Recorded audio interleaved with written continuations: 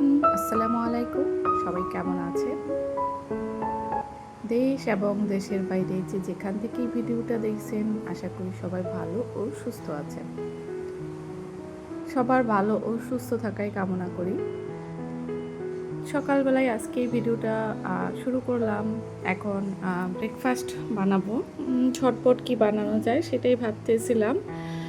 আর আফসাকে টিকা দিয়েছি, ওর লাস্ট টিকা ছিল। তারপর আবার হচ্ছে ওর হেপাটাইটিস বি এর টিকাগুলিও শুরু করেছি। তো একটু একসাথে দেওয়ার কারণে ওর একটু গায়ে জ্বর এসেছে 2 দিন যাবৎ।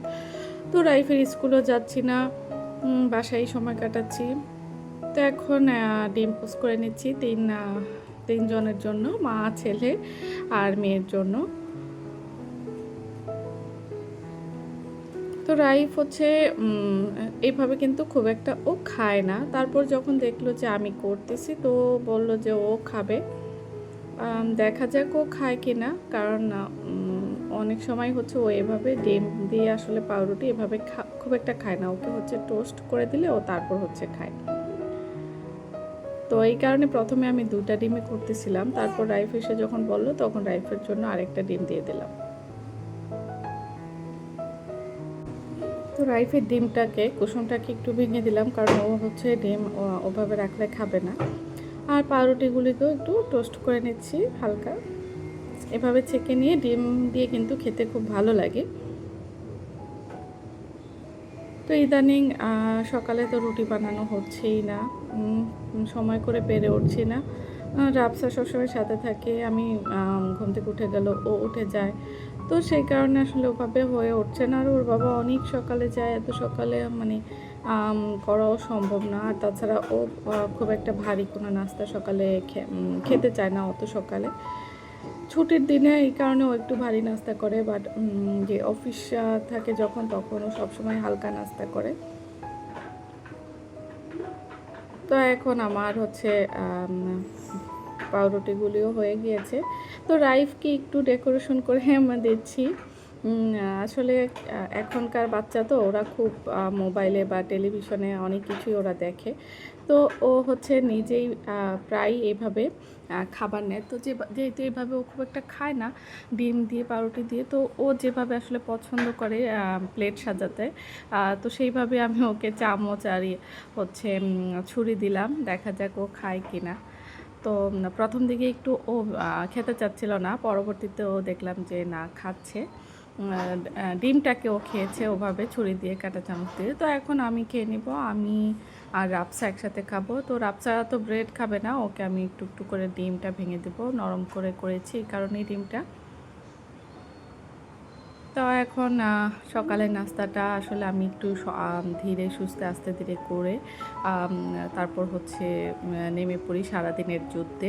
কারণ রাতের আগে 11টা-12টার আগে আর আমার বিছানায় যাওয়া হবে না।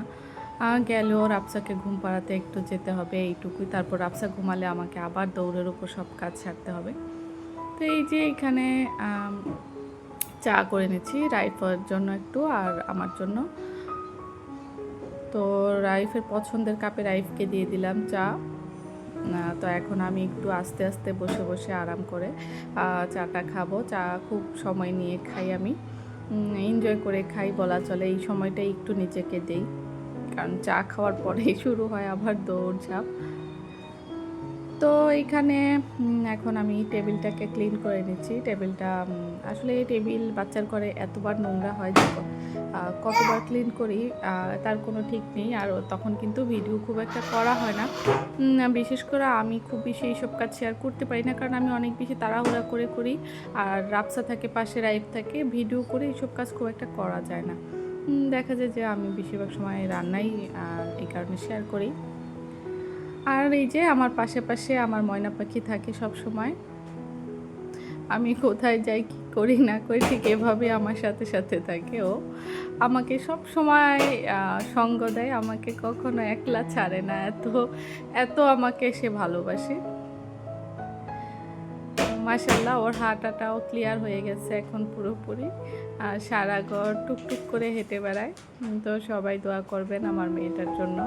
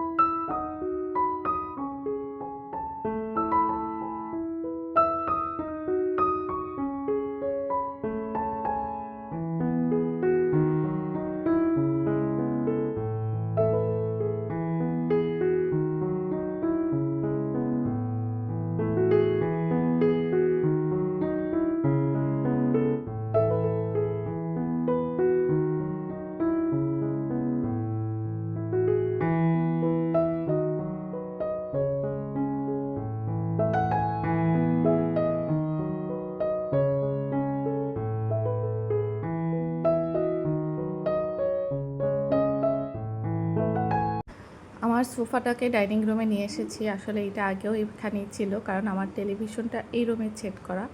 তো মাঝখানে আমি এটা সরাই ফেলছিলাম, সারাদিন রাইফ সোফাটা নষ্ট করে ফেলে। কিন্তু এখন আসলে দুইজনকে সামলানো যায় না, কারণ টেলিভিশন এখানে সোফা না থাকলে খুব একটা টিভি দেখা হয় না, খুব ডিস্টার্ব করে। তো এখন একটু টিভিটা ছেড়ে দিয়ে আমি দেখা যায় টুকটুক করে কাজ টাজ করতে পারি, তাই সোফাটা এখানে আপাতত ফিট করেছি। তো প্ল্যান আছে এখানে একটা ডিভাইন সেট করে দিব, তাহলে ইজি হবে। আর এই ভিডিওটা হচ্ছে 2 দিন আগের, শনিবারের। ওর বাবাকে পেয়ে আমি একটু কাজ করে নিয়েছি। এখানে এই যে কড়াইটাকে সিরিঞ্জ কাগজ দিয়ে হচ্ছে আমি পরিষ্কার করাচ্ছি। তো আমার পক্ষে তো এত সময় দেওয়া, শক্তি দেওয়া সম্ভব না। আসলে আমি এই কড়াইটা, একটা কড়াই আমি পুরোপুরি কালো করেছি ইচ্ছে করে, যাতে কিছু কিছু রান্না কিন্তু থাকেই আপনার একটু কড়াই, ওই রকম কড়াইতে রান্না করার সুবিধা।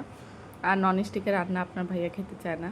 তো এই কড়াইটাকে আমি সবসময় সাদাই রেখেছিলাম, বাট রাবসা হওয়ার পরে আমি যেহেতু টোটালি আমার সব থালা প্লেট খালা এসে ধোয়, তো সেই কারণে রেগুলার আমার এটাকে ক্লিন করা সম্ভব হয়নি। আর খালা কোনো রকমে জাস্ট হালকা করে ধুয়ে চলে যায়।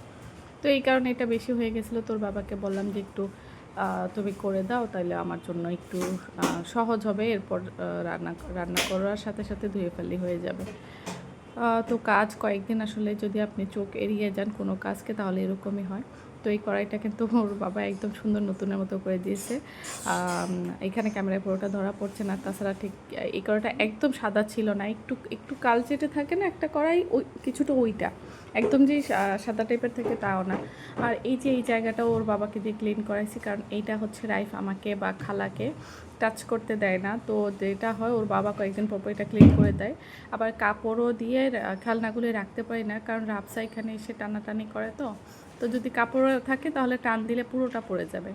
তো ওর বাবাকে দিয়ে একটু জায়গাটা ক্লিন করে নিলাম, কারণ ওই জিনিসগুলি রাইফ হচ্ছে ভুলেও আমাকে আর খালাকে টাচ করতে দেয় না, রাবসাকে তো নাই। তো এইটা হচ্ছে আবার আজকের ভিডিও। আজকে আবার চলে আসলাম।